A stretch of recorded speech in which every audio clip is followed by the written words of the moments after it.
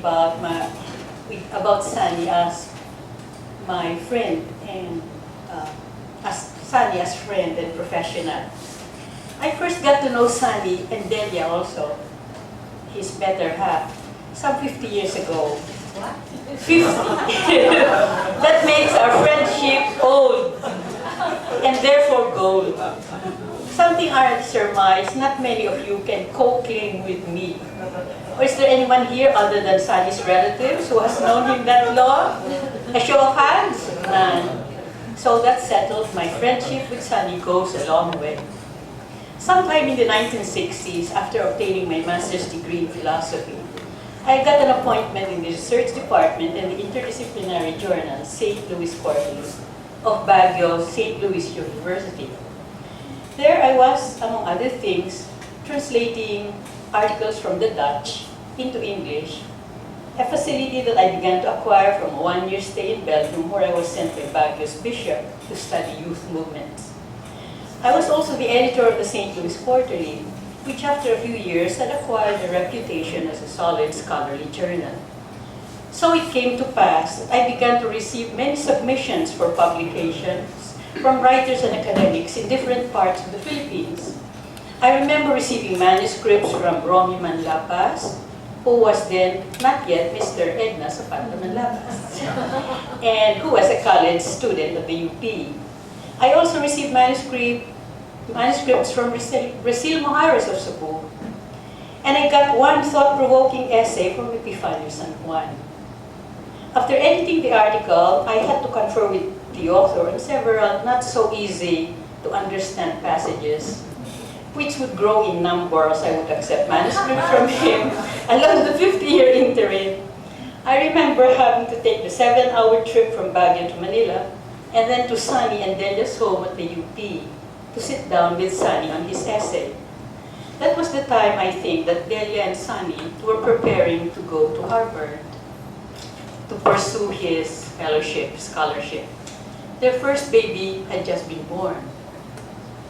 Before meeting with Sunny, I felt nervous about how to handle such a brilliant personage from the esteemed University of the Philippines, from where most of my bright high school teachers had studied, and which they were constantly praising to high heavens as a haven of academic excellence. But my nervousness and fear were all put to rest as I began to sit with him, for he was all humility and kindness. No intimidating person, he was to be the exemplar of all the many scholars I had to contend with in the many years of my publishers' lives. Scholars who know so much, but always shine through as people of wisdom. Those who know, they do not know so much. Thus began my delightful journey with Sunny as I kept my correspondences and meetings with him during all these years, as he established himself in America. He encouraged me in my writing, my publishing, my conferences, and my networking, and many other endeavors. I have, on my part, encouraged him to publish not only with St. Louis Quarterly, but also later with Ateneo's University Press. That's why the press has several titles of his on the press's backlist. Many of them abstruse, but always enlightening once the reader exerts some effort in really reading them. Sunny has always been my correspondent par excellence. Even during martial law, I received loads of letters. Incendiary, of course, from the view of the regime. Gloria Rodriguez and I would talk about his mail, and we said to each other, we would have to be prepared to be picked up anytime for Marcos's calaboose. Over those 4 decades, I have received innumerable books and letters from Sunny, many of which I could not reply to, but they were for me always instructive. His writings have been for me an adventure in progressive thinking, and my views of the world and society have become richer because of him. He may not know it, and I've never told him, but I consider him one of my most influential mentors. That's the personal.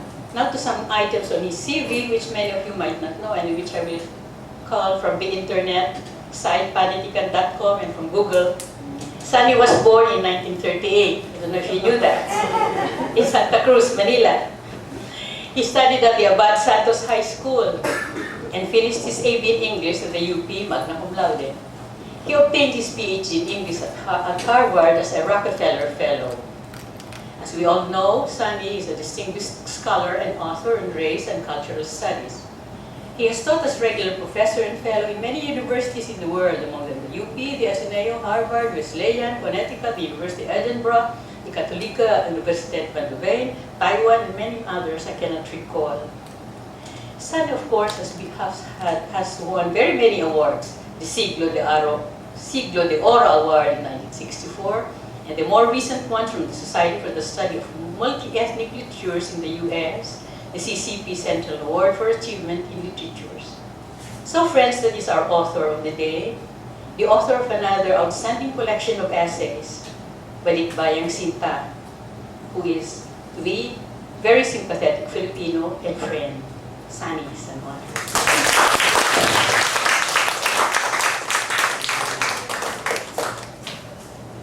Thank you, ma'am. Such is the man behind the book, so I suggest you get the books.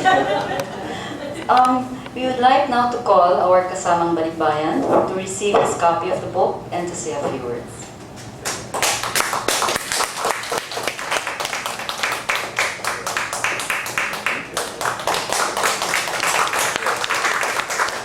Salamat to Esther and Maricor.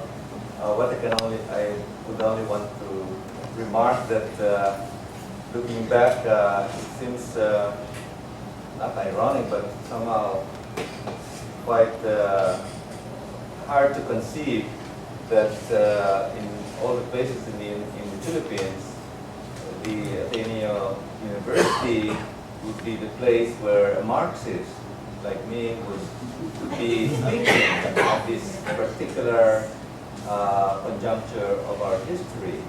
This is quite unthinkable, it seems, because when I was in UP, when we were raised in the kind of irreligious or not religious, whatever, atheistic kind, when I was studying with Dr. Ricardo Pascual, and at that time there was a raging conflict between the Jesuit priest Father Delany and the secular camp of Dr. Pascual and all the atheist communist groups during that time.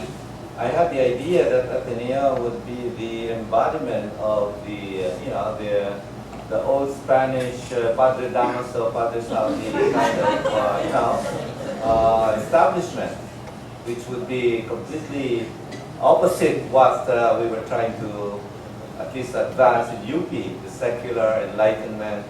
Bertrand Russell, Why I'm Not a Christian, that was by the book that we read. And so Ateneo to me was just the other, the kingdom of darkness.